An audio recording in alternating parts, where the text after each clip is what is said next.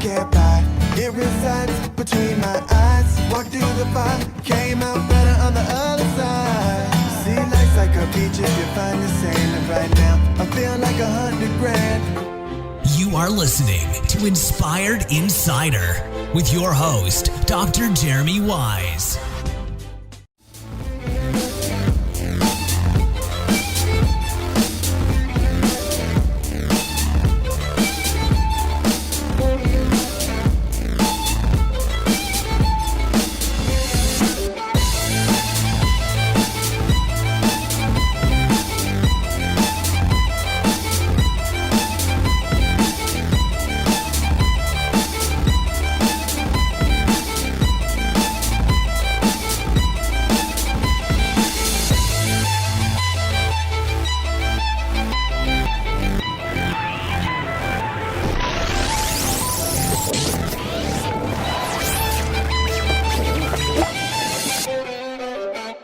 Dr. Jeremy Wise here, founder of InspiredInsider.com, where I talk with inspirational entrepreneurs and leaders. And I'm here with Zach Benson. And if you don't know Zach, I'm going to introduce him in a second. But this is the path to over 220 million Instagram followers.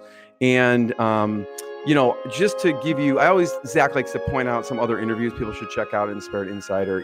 Chris Ategeka, most people have probably never heard of him. He started 2 nonprofits and 2 for-profits. But when he was 7, he became an orphan in Uganda. His parents died of AIDS, and he had to raise his 5. He's one of 5. And so he had to raise his siblings because of that. And he went on to speak 9 languages, went on to get his PhD at Berkeley when he won a lottery in this village to go to the US to college. So it was pretty crazy. Also, check out the Pipe Drive. Founder co-founder Urmas had brain surgery, got married, moved from Estonia to the US all in the same year. Zach, at the time, they had 10,000 customers. Now they have over 100,000 customers on Pipe Drive. I actually use it. I love it.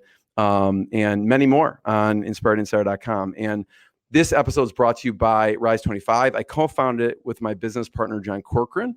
What we do is we help B2B businesses give to and connect to their Dream 100 partnerships and clients and help them run their podcast. Like Zach will say about Instagram, the number one thing in my life is relationships. And I'm always looking on how to give to my best relationships. And I have found no better way to have the people I really admire and love, like people like Zach, on the podcast, share their thought leadership. And we help companies do that. So check out rise25.com. And you can check out a video of John and I breaking down how you get ROI. We also banter like an old married couple. And so, with no further ado, Zach Benson, this has been a long time coming. Zach's the founder of Assistagram. Assistagram is an Instagram marketing agency with a network of over 220 million Instagram followers to drive brand awareness, leads, and sales. And that's what I love about Zach's approach is it's not just for vanity. It's really to drive a business forward. And that awareness and the followers, and you could see if you're watching this, hey Tony G, Tony G says hello here. But if you're watching this, you see Assistagram and their website here. It is not just about vanity. It's really about how do you drive that brand awareness and leads and sales. And so Zach talks about having like an actual funnel, having it set up properly, but he's all about giving. You know what I mean? And that's what he's about, and that's what I respect about him. Is they've helped businesses grow their Instagram following by 30,000 or more followers per month. He's worked with companies like run by people like Russell Brunson, The Rock, and even helped the official Dubai account and so many more. Check out Assistagram.com. Zach, thanks for joining me. Hey, thanks for having me. Super excited to be here. There's so much to do. And I really, when I think of people like Chris Ategeka, I think of you in a bit because it's not been this like smooth ride to the top, right? It never is for an entrepreneur and their journey. So we're going to talk about your journey a little bit. And I'm sure there's many videos you can watch as Zach breakdancing because that's what he did full time actually. But I wanted to start with, Dubai actually, because I think really what that embodies your philosophy on life and business. Do you want to talk about how that came to be and what I've been talking about? Yeah. So how I got the country of Dubai to basically, sign me and my company and have us like run their whole entire campaign was all through cold email outreach, right? So I just saw an opportunity. I saw an ad. I saw them say, "Hey, we're trying to get over 20 million tourist visits through Instagram by 2020." And I just emailed them, Jeremy, and I was like, "Hey, like we can help you do this. Like, let's hop on a call." And I told them, of course, like some other stuff about me and clients we've worked with, but I was like, I think the thing that attracted them was that I was willing to do that for free, right? To build the relationship, to get a country like Dubai under my belt was life changing because as I helped them for free, me and my team, and we reached out to influencers and A-listers and basically said, "Hey, come over to Dubai, create content, share about your experience. We'll pay you for it." Like it was super powerful. It was a super powerful thing for me to leverage because I could basically say that I'm partnered with Dubai, like the country. And all of these A-listers from all of these countries in the world became my friends. And that's how we grew the network. And then in return, so for free stays and the whole works in Dubai, these influencers, A-listers did me favors, right? They grew my clients. They shouted out and promoted other companies that I wanted to work with. And so it was a great leverage point. And that's how I built up the 220 million network. What was why Dubai? Why did you choose that? Because there's a lot of accounts on there that probably have a lot of influence and big followers and cachet to their name. Dubai is huge. They have a big budget. They have a lot of money. But I mean, I just thought it was like a cool place. Like I love the city. I love like all of the fun things that they offer, like skydiving and all these like fun, really cool, like 7-star hotels. So I'm like, this would be like the perfect destination that everybody like would want to go. And so it kind of made our job a little bit easier because we were working with the big budget and we could basically say like, "Hey, we're partnered with the country to Dubai tourism board. Would you like to come on a free, like all expenses paid trip?" Who's going to say no to that? Yeah. And so, yeah, it was really, really, really cool. So we chose Dubai for those reasons. Because I think it's one of those places like in the world where everybody wants to go, but they just don't go because it can be quite expensive. But when you have everything paid for, I mean, why not? So cold email. Cold Yeah. email is key. What did you include in what was that cold email? What did it look like? Oh, wow. Yeah. I think it was in the subject line, I put idea. And so I like to use the subject line idea a lot. And, in the first line, the sentence, I make them feel like I understand their mission, their goal, like what they're trying to accomplish. I make them feel like I've done my homework and I've done my research. So I listed out the different bullet points of what I liked and how I could help. And basically just my call to action was like, "Hey, we'd be willing to do this for free for a year. And then after that, if you like the results, like let's discuss something more." So I think that's really what piqued their interest because I think a lot of people, they want to try to taste the Kool-Aid. They want to use a service, but it's a lot of people don't like pull the trigger, I think, because they're scared. They're scared of the unknown. They're scared of like being burnt or scared of like wasting money on something that might not work and get them ROI. But when you come across and say, "Hey, I'm willing to, I believe in your mission. I want to be a part of it. I like what you guys are doing. Like, let's work together and create a win-win and we'll do the work for free." I mean, that's a no-brainer. Yeah. No, I like the fact that, there is you put a time period on there so that if they like it, it's not like this is free forever. But if you like the results, then, we can work together further. And a year is a long time, to do something that's very generous. How do you address what's the catch, or is that even in their mind at that point? It's like, No. well, what? Yeah. Yeah, no catch, really. I mean, no strings attached. I think when you can help somebody, just help them and give freely and try to just provide value and do what you can because you can. Yeah. I mean, dude, I'm not saying there is a catch. I'm just saying, like, are they thinking, oh, well, after a year, then we'll have to pay them. So that's the catch. Or do you get any pushback with that email being like, well, what's the catch here? A year's a long time. Yeah, and I mean we had several calls, so I think um they were just like really like I really piqued their interest because they're like, okay, well let's see what he can do in a year, and I think they were just willing to like give me a shot. So it was a lot of like luck too, I would say, but I think when you're willing to give your time and give your energy, and you can communicate to that person that you want to work with that you really want to work with them and you want to gain experience and you want to help them, um, it's really cool. It's refreshing to see, and that's how I've gotten a lot of these big names as clients. Is I've hustled my way in. I've put to get my foot in the door. I've proved myself. Um, I showed them some amazing results. Maybe for a little bit less. I didn't It get wasn't a my, year anymore. you know, you know, um, maybe like a month or two, and that 5x, 10x my business. Yeah, I love that. It's really give first. And by a friend, colleague, mentor, Brian Kurtz says, 100, 0, like just give first. Don't even expect anything in return and just try and give and help people. Are there any particular people that you've studied or you look at for copywriting and cold emailing? Because it seems that you've included a lot of those like really essential elements and you've got to some really important and busy people. To be honest, like before all this stuff, like this marketing stuff, I was a break dancer and I taught dance all around the world, 50 countries, was on So You Think You Can Dance, a TV show for a little bit, and just taught dance all over the world. But how I was able to do that was not because I won the TV show.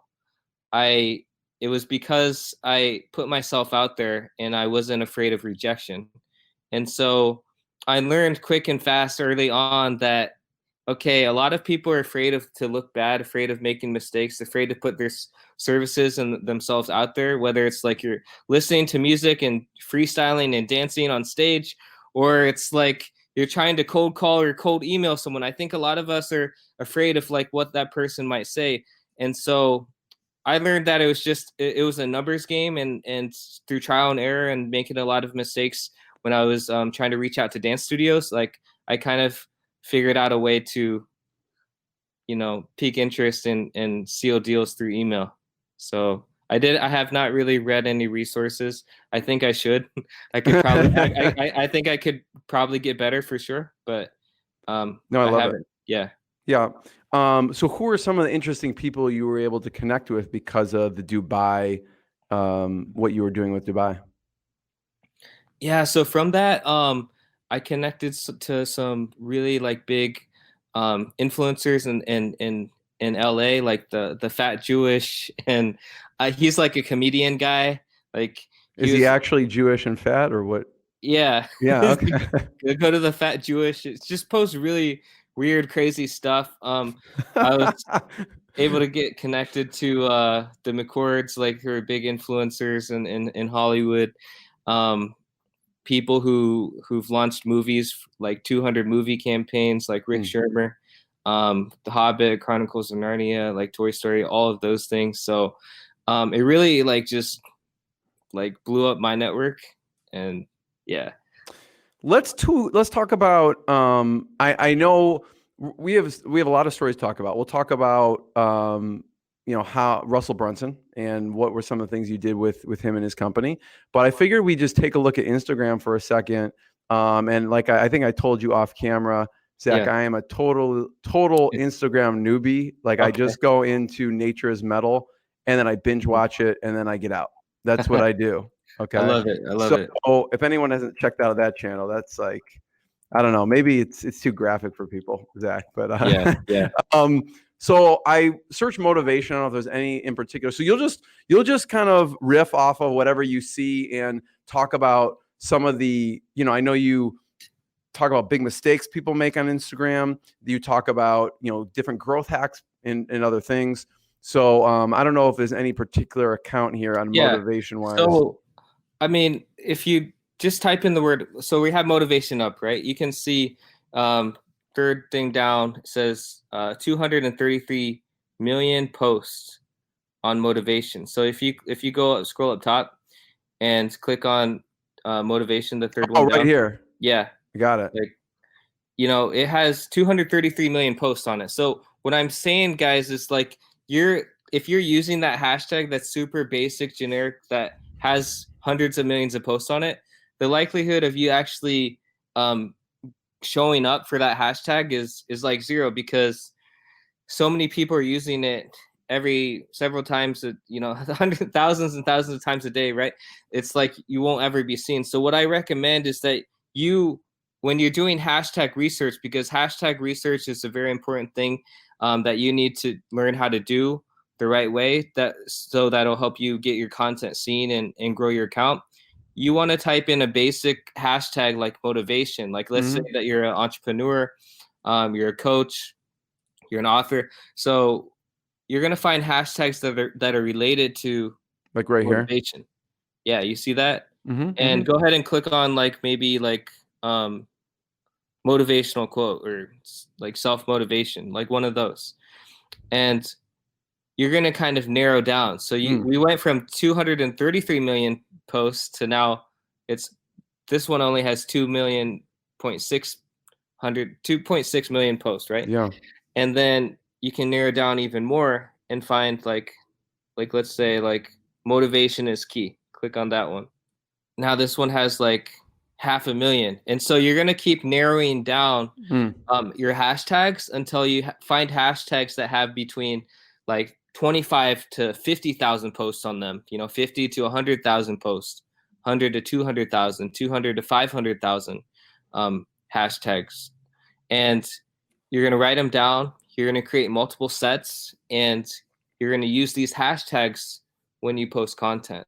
And the hashtags are what gets your content seen. So if you don't use hashtags, the only way to be seen is if you pay Instagram money and boost and promote your post. So, got it. So hashtag research is absolutely key. And it's like the, SEO for Instagram, like someone trying to rank for a really broad keyword, it's going to be really hard to do. Right. So you got to narrow down, find smaller ones. I would say create per hashtag set, like create about 25 to 30 hashtags, create multiple sets of hashtags, and use maybe 2 to 3 hashtags in your caption. And after you post, copy and paste the rest of them into the first comment, and start to see like which ones perform the best throughout the month, which ones give you more engagement, likes, views, impressions, followers, and start using them now. I love it. Thanks for sharing that. Are there any other, like, who's a good maybe account to look at to break down maybe what they're doing well, maybe what they need to improve on? Sure. So we're talking about motivation. We could talk about like Gary Vee or Russell Brunson or one of those big guys showing. So is his account ClickFunnels or is it Russell Brunson? Russell Brunson. So yeah, 2 L's, Brunson, Brun. Yeah, there we go. Okay, well he's on private right now. I think they're doing a promotion. Let's choose Gary Vee. Russell's the client of ours. Let's do Gary Vee. So, okay, his account is open. So let's first look at his bio. Okay, so I think a lot of people, like, when you're crafting your bio and writing your bio, you actually want to write it in the notepad, right? So you want to basically write it out off the Instagram app so that you can use emojis. You can line everything up so it's looks like really nice.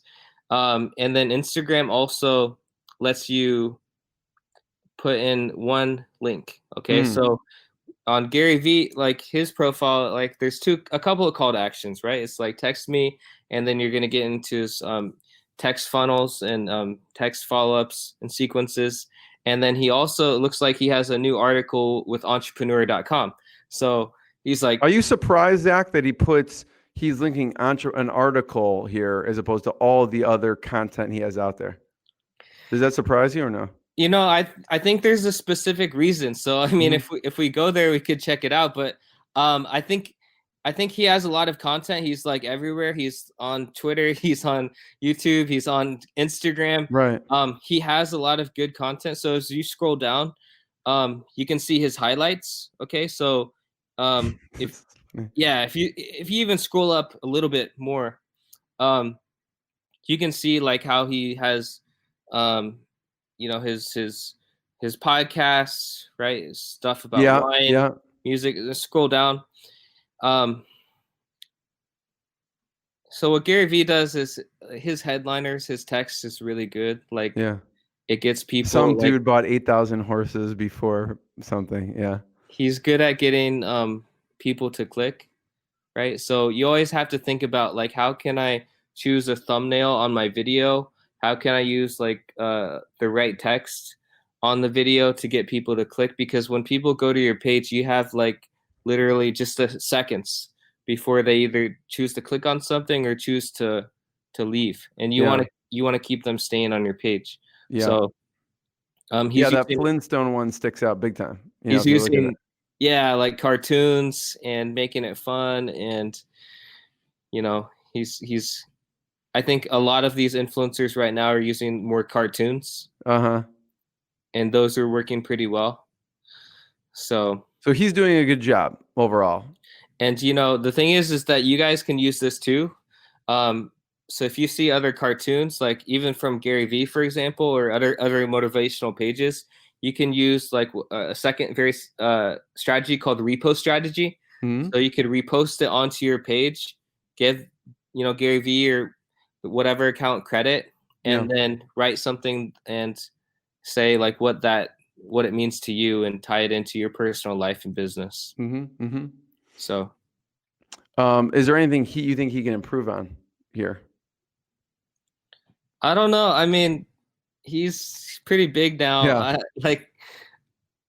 I don't know. Maybe let's take a random one, Zach. Like, picture. Who's another one maybe that you consider, just prolific or big in whatever the marketing entrepreneur space, but you maybe have never seen their Instagram account?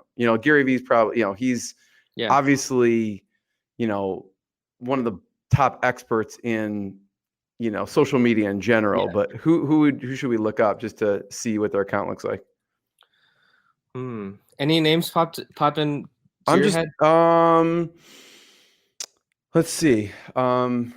You've interviewed a lot of people. Let's see. Who I've interviewed maybe. Well, I'll take a quick look actually on Inspired Insider to see who it is.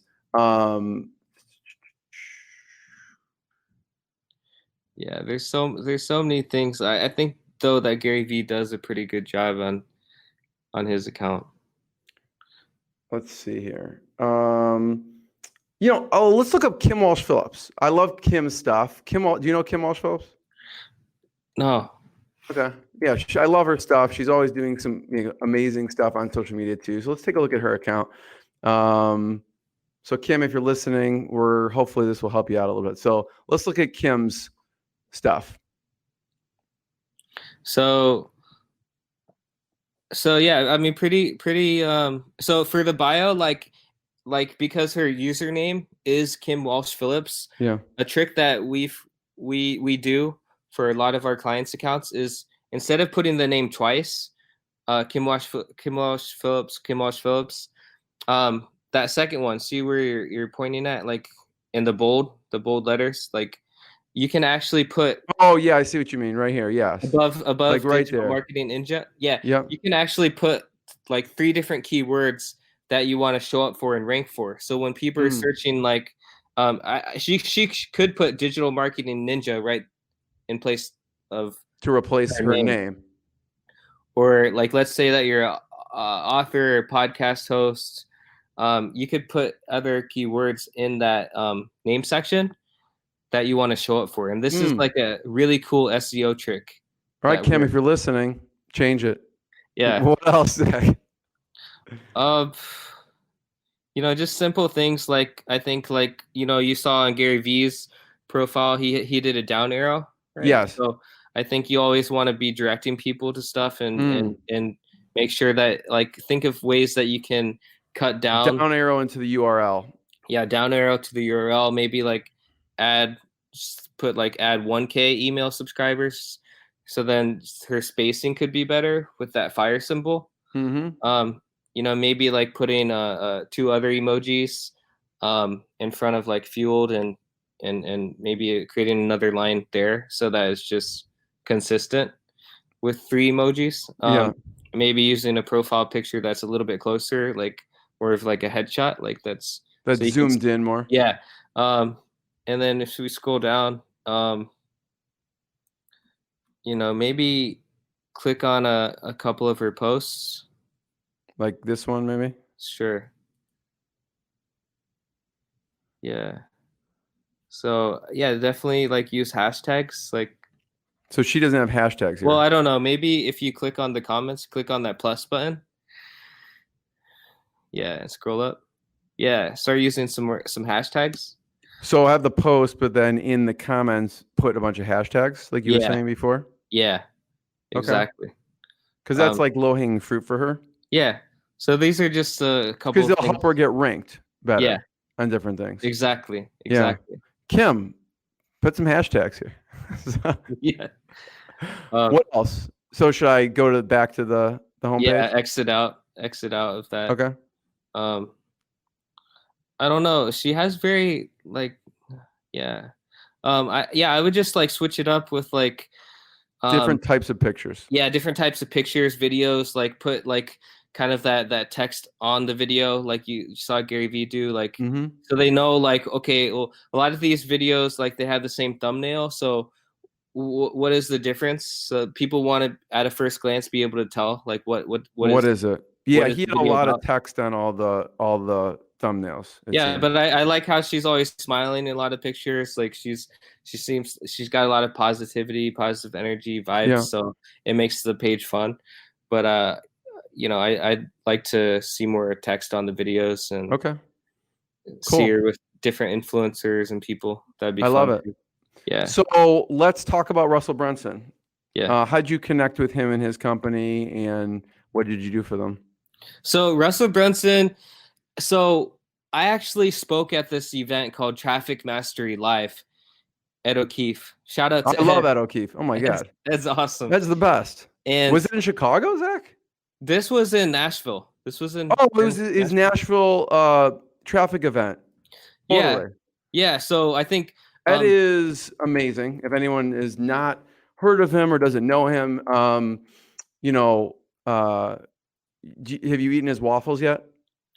Wake Up Waffles? Yeah. Wake Up Foods? Wake Up Foods. He's got those new waffles. I think they just came out with the chocolate flavor. So excited to try.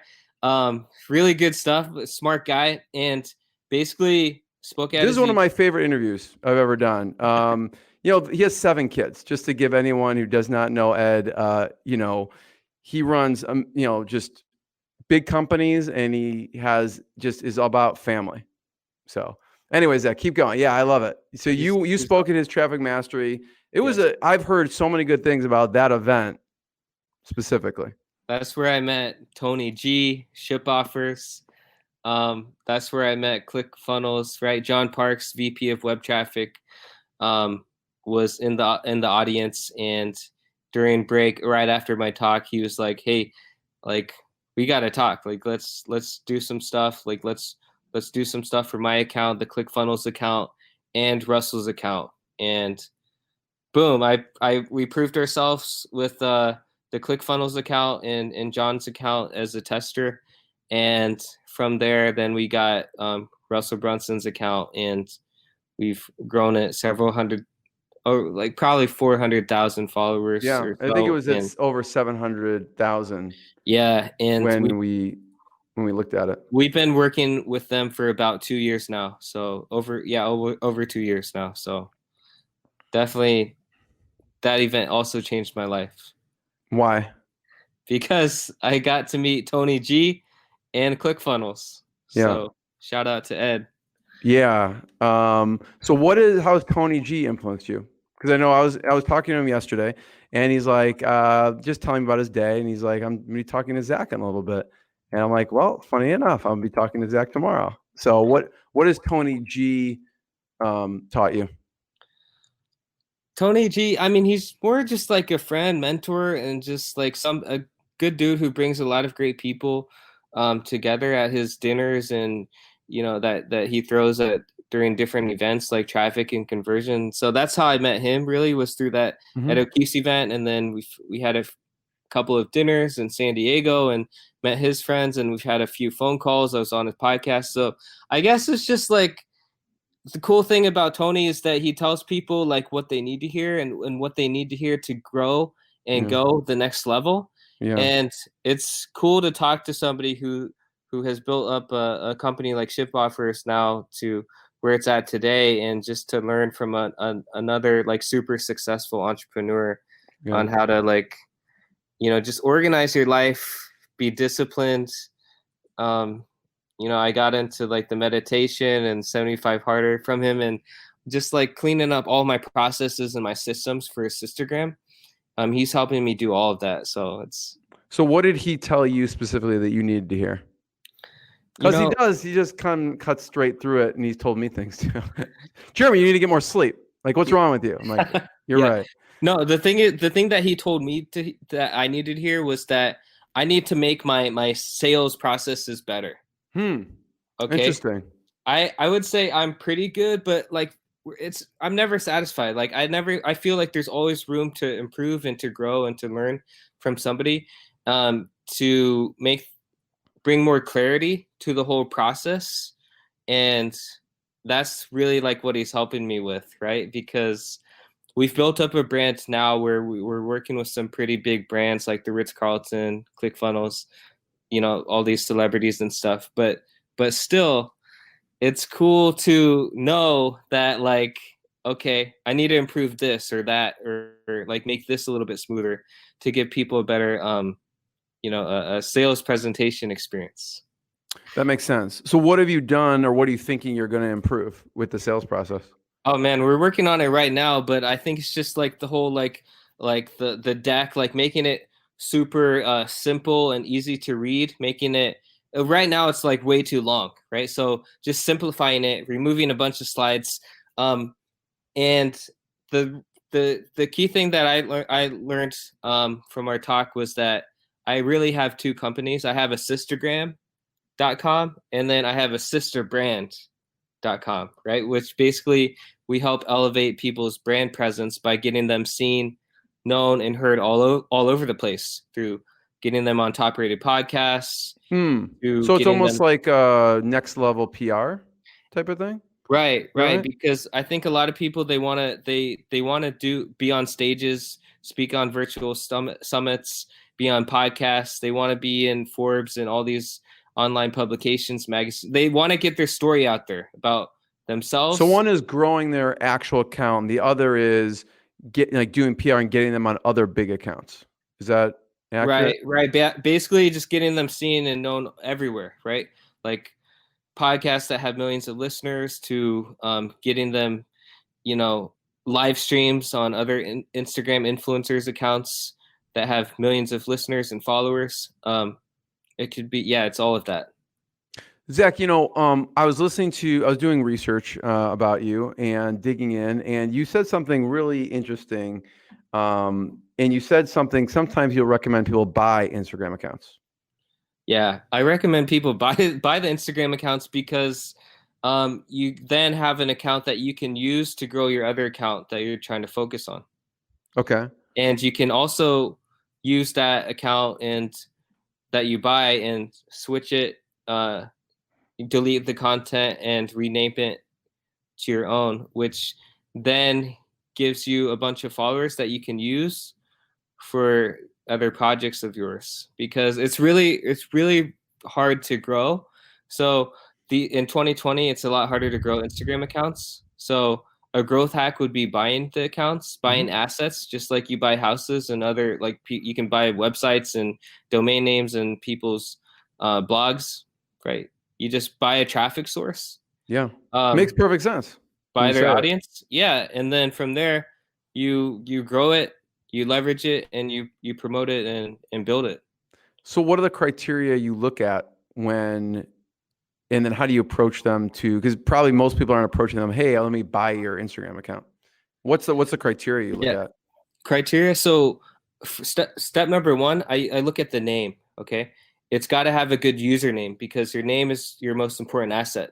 Step two, I look at the following. Right, I only want to buy accounts that personally have like over 50,000 followers minimum on the account. um Three, I look at like the engagement on the post. Is this a dead account? Like, has this been an inactive account for a year? When was the Like last mine, Zach? when No, I'm was just the kidding. when was the last post? What was the most recent activity? Um, I'm taking all of those things into consideration. The audience, where are the followers from? What cities? What countries? How many impressions? How many profile clicks? How many website visits? Um, so we buy like inactive accounts because we know how to revive them and Yeah. boost them up again and get them alive and thriving. But then we also buy accounts that are millions of followers. So I do that because it's just like a business, right? Some people have been in the game for a while. They maybe have seen some cool things happen, see some success, but now they're like, hey, I want to move on. What's next? And Mm-hmm.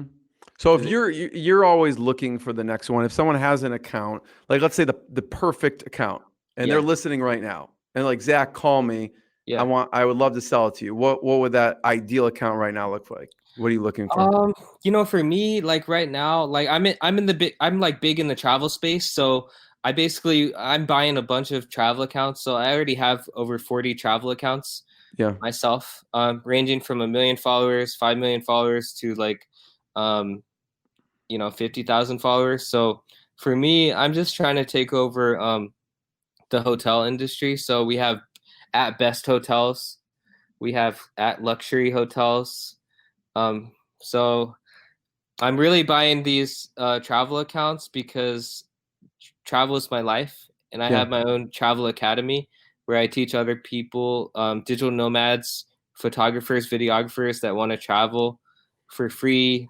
They want to work from anywhere, and so I'm buying all of these accounts because then these people that are in my academy, they can buy them from me, and then they can Yeah. start doing You what I give them a jump start. You give them a head start, so Yeah, to speak. because they buy a page, so that's their asset that they can use to post their photography and pictures, Yeah. and then That's an they awesome bonus. Like buy my course, we'll give you an account that's already like 20,000 whatever. yeah, and on Yeah. top of that, they get to be a part of my 12 million travel network. Hmm. So there's a lot of benefits to joining the club, and then we What's help it you. called? Where can people find it?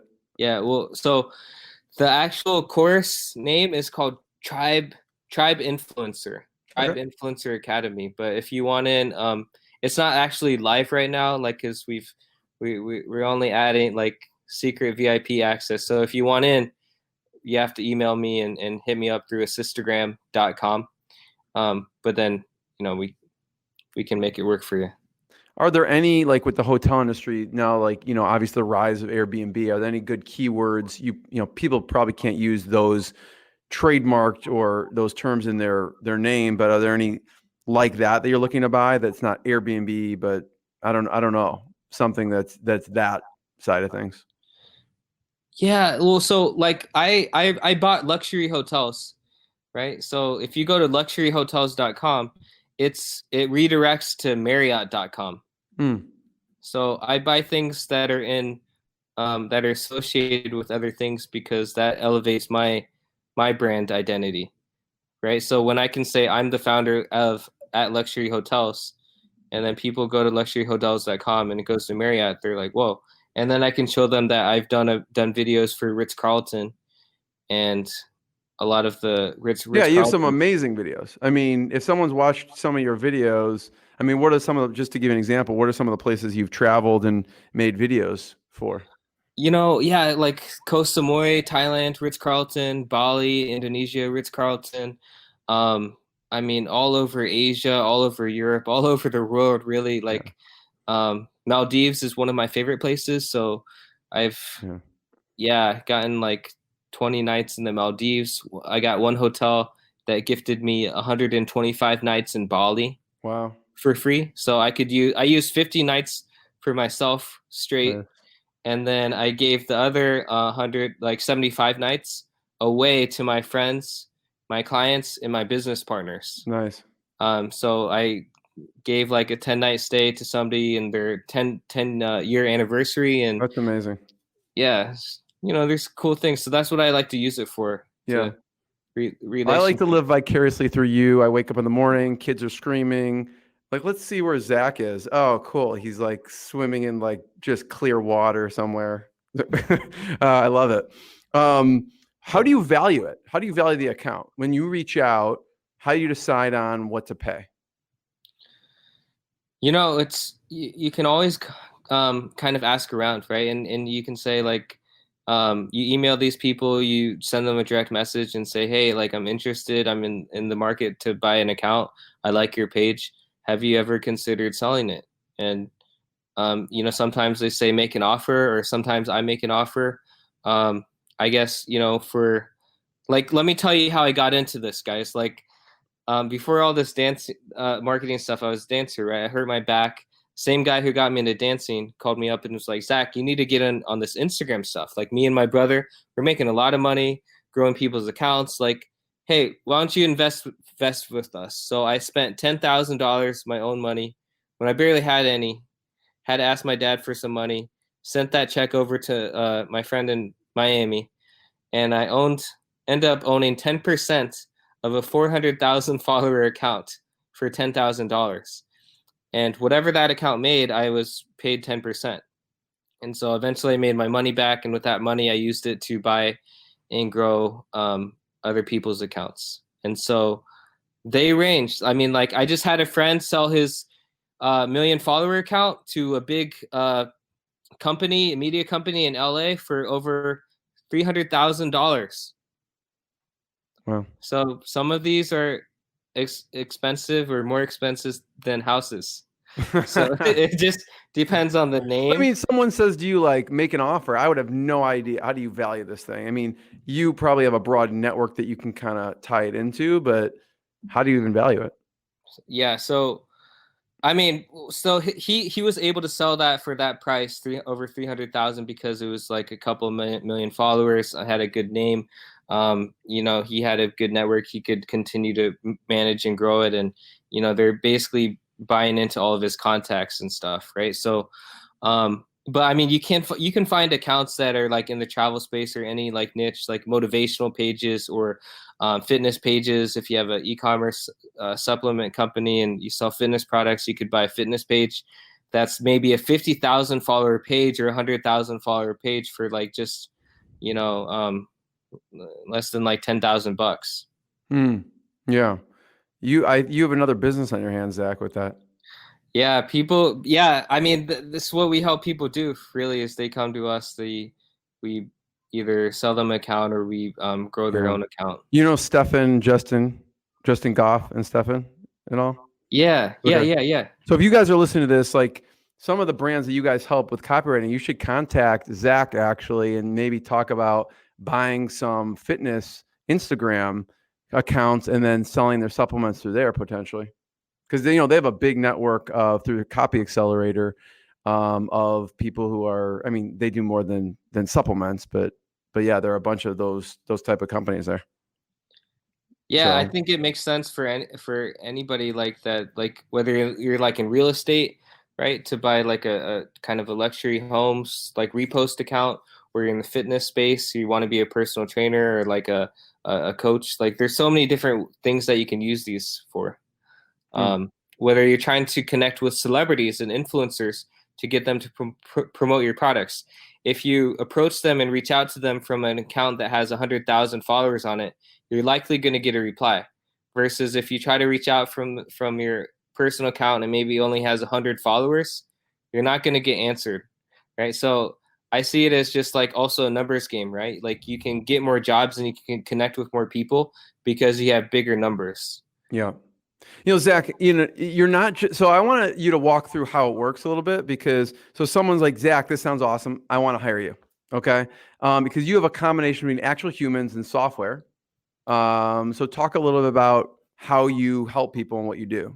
So Assistagram, like 2015, 16, we had our own softwares. Like we grew people thousands of followers per month, and it was working well. And then Instagram's algorithms changed and became smarter. And now Assistagram, think of it as like your own personal virtual assistant that's just like grinding on your account hours a day, doing hundreds to thousands of manual actions, right? So straight up human power, 100% human power now.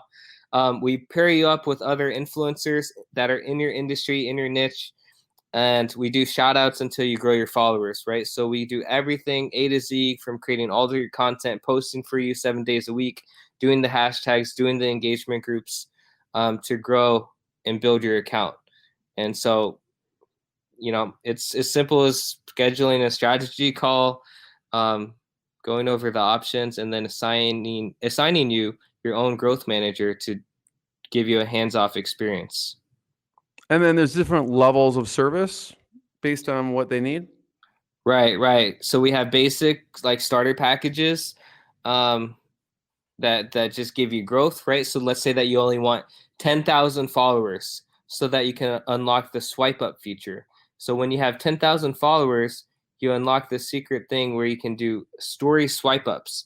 And basically in your Instagram stories, you can drive people and promote something and send them to your offer. And so a lot of people come to us because they just want 10,000 followers. Like, let's say that they want something more complete, then they go with the commercial package, where it's the done for you content, posting, like getting your own growth manager to do everything for you, write everything for you, do outreach, lead gen. I mean, that's more of the whole works package. Nice. And so what you were talking with Tony G, it's kind of two different companies. Is it still, it's all embedded in that those services, or is there a separate type of service for the kind of the PR, the reach side of things? Yeah, so we have, those are separate services, but they all tie in together, because a lot of people, they need the right press and the right amount of followers to get verified, to get the blue check marks, the stamp of approval by Facebook and Instagram. We know what it takes to get that done. So really, like, people want both, right? They're like, when people Google my name and search about me on Instagram, I want to give off that feeling like, okay, like they think like, oh man, I'm legit. I can read his story. I can listen to his story. I can search for him on or her on Instagram. They have the blue check mark. They have a lot of followers. Okay, I want to do business with this person. This person seems like a legit cool person. And so it's really just piquing their interest. And once you get people to actually read more about you and check more into you, you have an opportunity for a sale. But I think a lot of sales like don't happen because people don't have this social media presence. And then they're like, Who are they some don't have people, Zach, that companies or people you want to be working with? Yeah, so I mean, really anybody who just wants to grow their personal brand, anybody who wants to get on more. I mean, who's an actual personal brand that you're like, I would love to run their account? Yeah, so I love like working with like podcasters, other entrepreneurs, authors, writers. Anybody that has like e-commerce business, supplement company, or like any like physical products, like those do really, really well on Instagram. And so those are really our two like client avatars, right? Just I mean, it's not, authors are too, or no? yeah, Not so authors much. as well, because they want to sell more books, right? They want to become bestsellers. So we can achieve that and get that done for them by getting them on top rated podcasts, podcasts that have a lot of listeners, and selling things through Instagram. So when you have bigger numbers, right? Like even if you're looking to write a book, you can get a better publisher because you have a bigger following and audience. They're looking at all of those things like, okay, will this person actually give my company exposure if we sign him? What will the benefits be for us? So if you have a big audience and a community and a big Instagram page, you're going to get better deals. I want to talk about some of your favorite authors, but let's talk about your book, Reach. Yes, Reach. So whenever you're listening to this, you can probably go on Amazon, go on Audible, talk about Reach for a second. I love the title. So Reach is my new book that I'm working on. And it's how to like connect with anyone, grow your influence, and basically create a lifestyle business. So I'm teaching people like all of my secrets on how to like network with people, how to reach out, do this cold email, do this cold calling stuff, how to find creative ways to stay in touch with the people that you meet.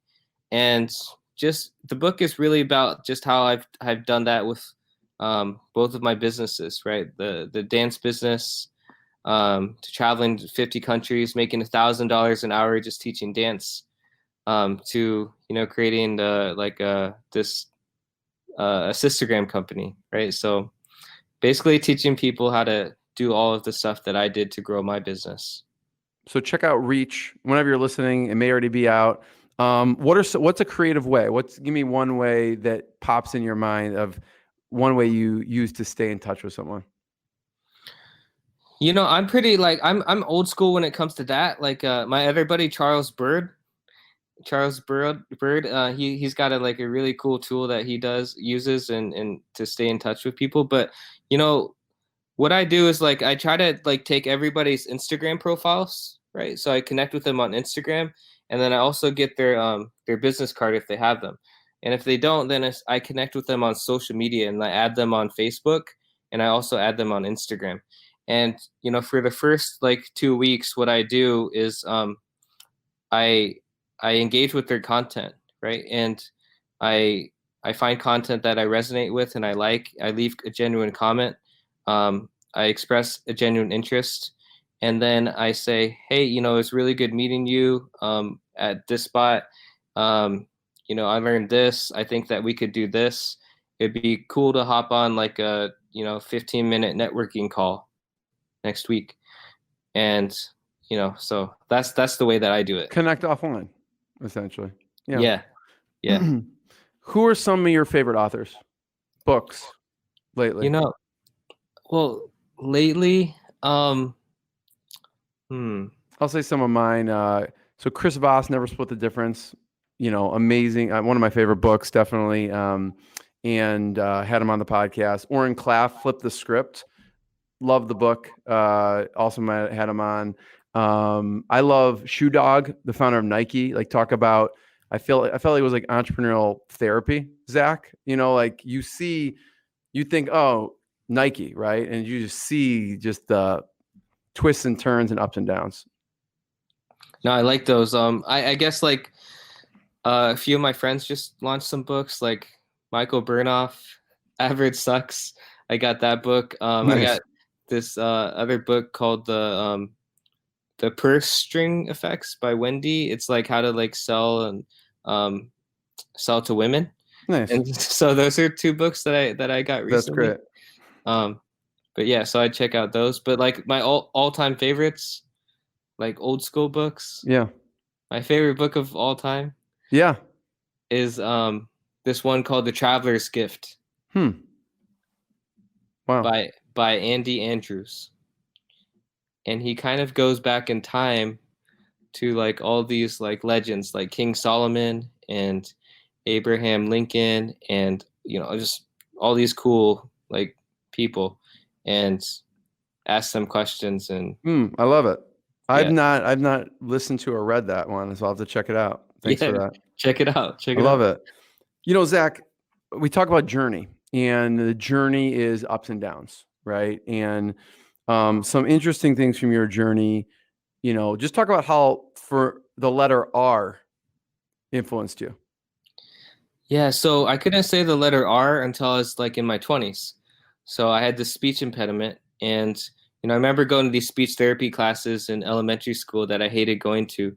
And I remember one day, like I said, enough is enough. I'm going to quit. And remember my speech therapist at the time saying, hey, Zach, if you quit, like you'll never be able to say the letter R. No one will be able to understand you. and you probably won't amount to much.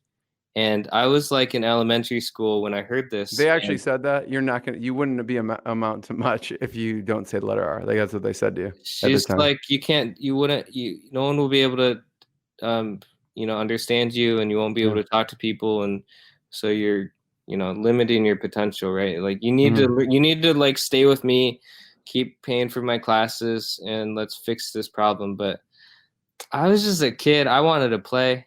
I was like, nah, it's good enough. And that's the kind of like, I just get the job done, right? I'm a fast action taker. I see something I want to do and I do it. And, you know, so it really hurt me though. I wasn't able to really, I didn't have a lot of friends in school. Kids made fun of me. I hated doing public speeches and talks. I got made fun of a lot, and so yeah, it caused a lot of problems. I got really bad grades. My parents thought I was going to end up in jail because I was getting in trouble and fights so Mm. much. And so life wasn't looking too good for me until I found dance.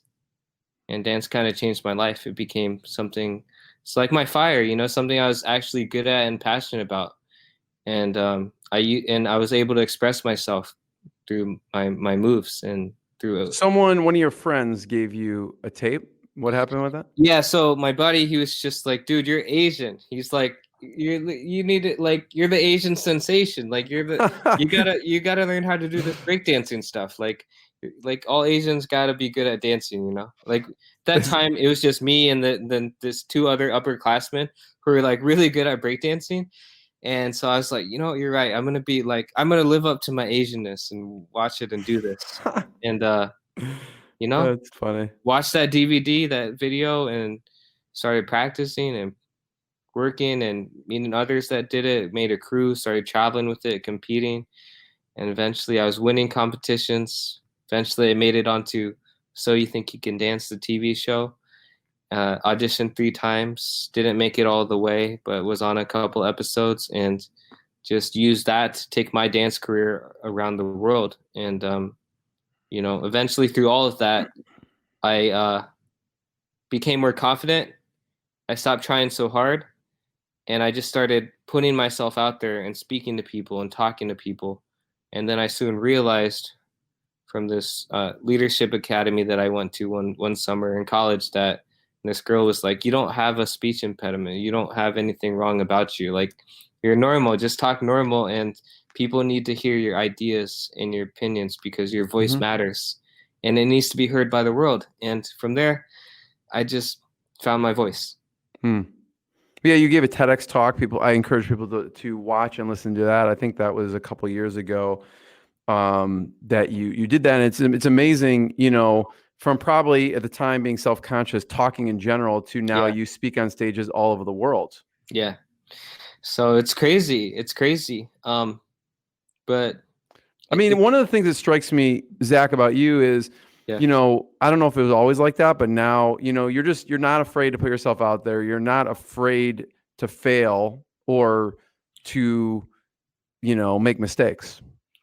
Right. Because I don't know. I'm not afraid to just like reach out to somebody and make an offer to text them or message them and make a pitch and see what happens. I mean, the worst thing that happens is rejection, and maybe it's not the right timing. But I think I just got over like all of that because I'm also fluent in a couple languages. Like I was adopted. I was born in Korea, and then I grew up in Iowa. Didn't have my like first Korean food until I went to Korea to find my birth mom. And then I learned the language. I was like, okay, in order for me to build a genuine relationship with her, I need to learn the language. So I studied, took classes. You just learned it on your own. Yeah, took some classes, made some friends, taught myself, and then also like I'm fluent in Spanish. So I lived in Spain and Mexico for like 2 years, and became fluent in Spanish. So I just learned from like learning languages. Like, hey, like when you first start, your accent is not the best. Like, but if people really want to listen to you and try to understand you, and if you put in effort and you try, like you can get the message across. Like, Yeah. And I think a lot of people are afraid to speak or talk or make mistakes because they think that they'll look funny, they'll look bad, and people won't get them or understand them or call them stupid. But when you're learning a language, it's like you kind of have to put yourself out there to master it. Yeah. Like, you're not going to be good when you first start talking it, but the only way to get good at it is to practice and to learn from others so that you can say it correctly. Yeah. Zach, the other thing that strikes me with your journey is, breakdancing was your life at the time. Yes. And then you get injured. Yeah. And you can't breakdance anymore.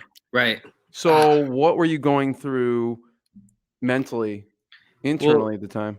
Hold on a second. 1 sec. I need to plug in. Sorry. We're changing. So guys, I'm in my parents' basement right now. I'm in Iowa. And it's good to be home.